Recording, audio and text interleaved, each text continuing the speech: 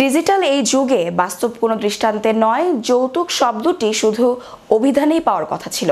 চরম পরিতাপের বিষয় হচ্ছে যে আজও দেশের আনাচে কানাচে শহর ও গ্রামাঞ্চলে যৌতুকের বলি হচ্ছেন শেফালী বেগমের মতো অবলা নারীরা।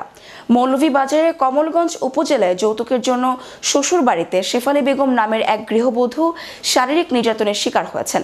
বিয়ের 10 বছর অতিবাহিত হয়েছে শারীরিক নির্যাতন আর দুঃখ কষ্ট দিয়ে। বিচার সালিশ বৈঠক হয়েছে একাধিকবার। যৌতুক ও পরপর 3টি কন্যা সন্তান জন্ম নেওয়ায় স্বামী ও শাশুড়ি ননদের অমানবিক নির্যাতন ধৈর্য ধরে মেনে নিয়ে 10টি বছর কাটালেন শেফালী বেগম। 3টি কন্যা সহ শেফালী বেগমকে পাঠিয়ে দেওয়া হয় দরিদ্র পিত্রালয়ে।